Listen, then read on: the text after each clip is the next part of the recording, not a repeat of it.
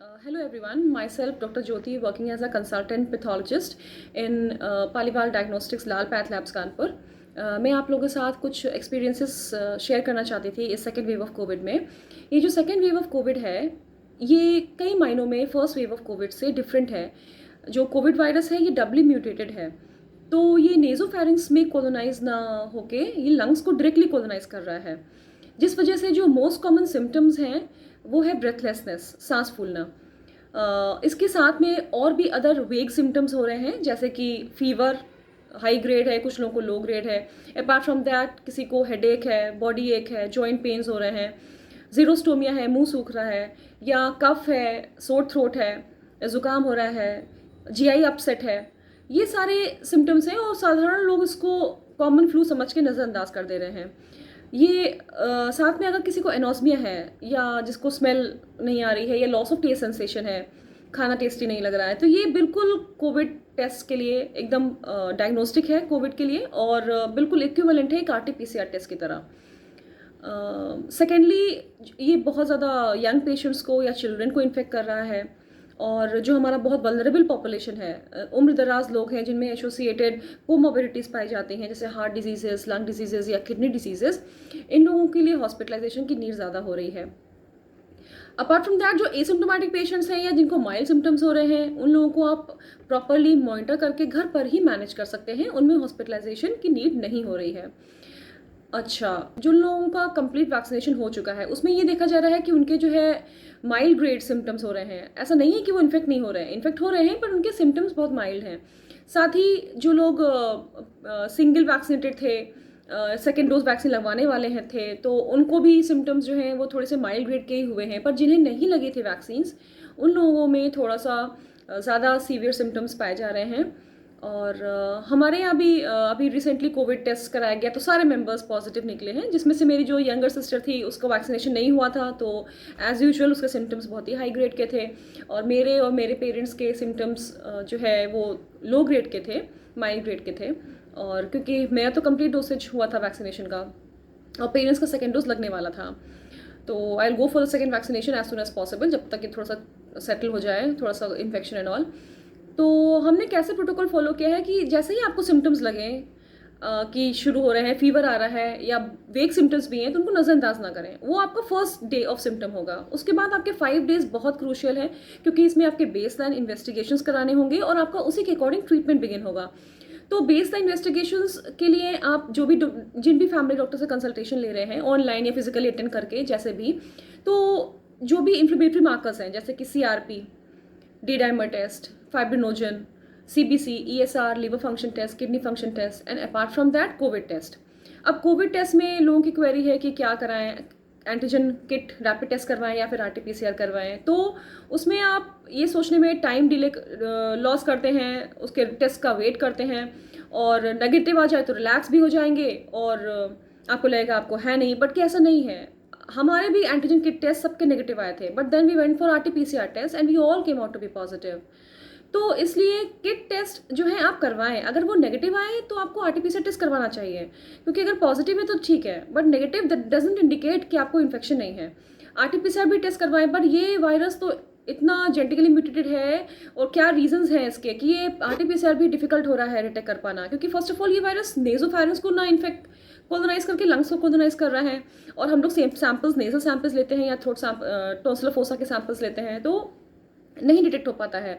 Secondly, ये reason भी हो सकता है कि बेसिकली जो वायरल लोड होता है वो प्री सिम्टोमेटिक और अर्ली सिम्टोमेटिक फेज में ज़्यादा होने की वजह से ये ईजिली डिटेक्ट हो जाता है, जबकि बाद में अगर आप टेस्ट करवा रहे हो तो डिले करके टेस्ट करवाते हैं, तो वो जाके फिर फॉल्सली नेगेटिव आता है और आपको लगता है कि आपको सिम्टम्स नहीं है, और आप ट्रीटमेंट प्रॉपरली टाइमली स्टार्ट नहीं करते हो, फिर फाइनली हॉस्पिटलाइजेशन की नीड पड़ती है। तो ऐसा ना हो, इसलिए आप बहुत विजिलेंट रहिए, ऑब्जर्वेंट रहिए, अपने सिम्टम्स को देखते रहिए, क्योंकि बहुत पीक पीरियड इन्फेक्टिविटी का चल रहा है। अच्छा, सेकेंडली, ये देखा गया है कि 1 in 5 पेशेंट्स आरटीपीसीआर टेस्ट पे नेगेटिव आ रहे हैं, फॉल्सली नेगेटिव आ रहे हैं, और 2 या 3 बार कराने के बाद भी हम वायरस को स्पॉटिफाई नहीं कर पा रहे हैं। तो इसलिए टेस्ट के नाम पे टाइम वेस्ट करना, रिजल्ट्स का वेट करना, ऑलरेडी लैब्स इतने ओवरलोडेड हैं, तो उनके रिजल्ट्स भी 3 से 4 दिन तक आ रहे हैं, तब तक आप अपना टाइम किल करते हैं। तो वैसा ना करके आप अपने डॉक्टर से कंसल्टेशन लेके आप अपना बेसलाइन इन्वेस्टिगेशन तो एटलीस्ट करवा ही लीजिए और फिर ट्रीटमेंट आप अपना स्टार्ट कर दीजिए। अच्छा, ट्रीटमेंट में वही है कि आप एंटीवायरस तो अवेलेबल नहीं हो पा रहे हैं, बहुत क्राइसिस है, ना ही एंटीवायरस मिल रहे हैं, ना ही वैक्सीन मिल रही हैं। तो जो भी आपके डॉक्टर्स आपको एंटीबायोटिक्स दे रहे हैं और आइवरमेक्टिन और जिंक के साथ में आपको विटामिन सी जो चल रहा है, ये सारे आप ट्रीटमेंट जो है बिगिन कर सकते हैं, सिम्टोमेटिक ट्रीटमेंट कर सकते हैं। और अगर फीवर आ रहा है तो पैरासीटामोल ले लें, दिन में 3 बार ले सकते हैं 500 mg। अगर ज़्यादा हाई ग्रेड फीवर है तो 650 mg आप ले सकते हैं, ठीक है। तो ये इस तरीके से सिम्टोमेटिक ट्रीटमेंट चल रहा है। तो फर्स्ट 5 डेज आपके बहुत इंपॉर्टेंट है, उस ट्रीटमेंट आपका कोर्स पूरा कंप्लीट हो जाता है। उसके बाद आता है नेक्स्ट 5 डेज। नेक्स्ट 5 डेज इसलिए क्रिटिकल है क्योंकि एक बार आपका फर्स्ट 5 डेज में आपने कोर्स कर लिया, जो भी किया उसमें आपने वायरस को की इन्फेक्शन को रोकने की कोशिश करी है कि वो आपको थोड़ा सा कम इन्फेक्ट करे या वो कम हार्म करे, बट कुछ तो डिस्ट्रक्शन करेगा। तो सेकेंड फेज में आपकी बॉडी फिर वायरस को रिस्पॉन्ड करती है, उसको मारने की कोशिश करती है, जिसमें वो साइटोकाइन बर्स्ट, जो आपने टर्म सुना होगा, उसमें साइटोकाइन एलिवेटेड होते हैं, हमारे बॉडी में इन्फ्लेमेटरी रिस्पॉन्स डेवलप होता है उस वायरस के अगेंस्ट, जिसमें हमारी जो वो इन्फ्लेमेटरी रिस्पॉन्स है हमारी खुद की बॉडी को भी हार्म पहुंचाता है। तो उसमें क्या है कि क्योंकि ये लंग्स को इन्फेक्ट करता है तो ये निमोनिया उसमें सेट इन हो जाता है और जिसकी वजह से सांस संबंधी दिक्कतें शुरू हो जाती हैं। तो उसको मॉनिटर करने के लिए आपके कुछ पैरामीटर्स हैं जिसको आपको हर 4 आवरली मॉनिटर करना है, जैसे कि oxygen saturation, pulse rate, BP और रेस्पिरेटरी रेट। साथ ही अगर डायबिटिक है तो ग्लूकोज आपको 4 आवरली मेजर करना है। और जो ये बेसलाइन पैरामीटर्स थे ये भी आप अपने कंप्लीट कोर्स ऑफ एंटीबायोटिक के बाद एक बार रिपीट ज़रूर करवाएं। और वो इसलिए क्योंकि जब आप देखेंगे कि रिकवरी जब आपकी हो रही होगी तो ये जितने भी पैरामीटर्स हैं इनकी जो वैल्यूज़ जो है लोअर डाउन हो जाएंगे। नहीं तो अदरवाइज अगर ये डिरेंज हो रहे हैं या बढ़ रहे हैं तो आप समझें कि थोड़ा सा कंडीशन डिटेरियोरेट कर रही है। कुछ वार्निंग साइंस भी हैं जिसे आप मॉनिटर करते समय आपको ध्यान देने की ज़रूरत है, जैसे कि फर्स्ट ऑफ ऑल अगर आपका fever 101 degree 102 degree Fahrenheit persistently बना हुआ है फॉर 3 डेज, या फिर आपको डीप कफिंग हो रही है, ड्राई कफ हो रहा है 3 डेज तक कंटिन्यूसली, पेट में कंटिन्यूस दर्द हो रहा है, या फिर आपका रेस्पिरेटरी रेट अबव 25 ब्रेथ्स पर मिनट है, या फिर आपका ऑक्सीजन सैचुरेशन फॉल्टर हो रहा है लेस दैन 95%। तो अगर 90 से 95% तक है तो ये माइल्ड ग्रेड सिम्टम्स होते हैं, और अगर लोअर देन 90% जा रहा है तो ये सीवियरिटी ऑफ डिजीज़ ज़्यादा है, तो इसको आपको ध्यान में रखना है। इसके अलावा आपका अगर बीपी, सिस्टोलिक बीपी ऊपर वाला अगर लेस देन 80 mmHg जा रहा है तो ये वार्निंग साइन है।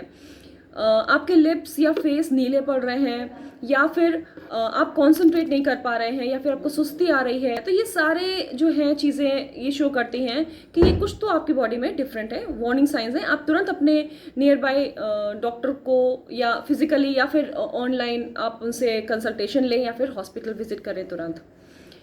अच्छा, अगर आपका ऑक्सीजन सैचुरेशन डिप हो रहा है तो किस तरह से आपको ऑक्सीजन सैचुरेशन घर पे मेंटेन कर सकते हैं for the time being, time by करने के लिए। तब तक आप अपना ऑक्सीजन सिलेंडर की तो भरपाई नहीं कर पाएगा, बट स्टिल आप कुछ टाइम बाई कर सकते हैं। तब तक आप अपना ऑक्सीजन के लिए अवेलेबिलिटी के लिए आप बात कर लें, हॉस्पिटल्स में बात कर लें, डॉक्टर से बात कर लें।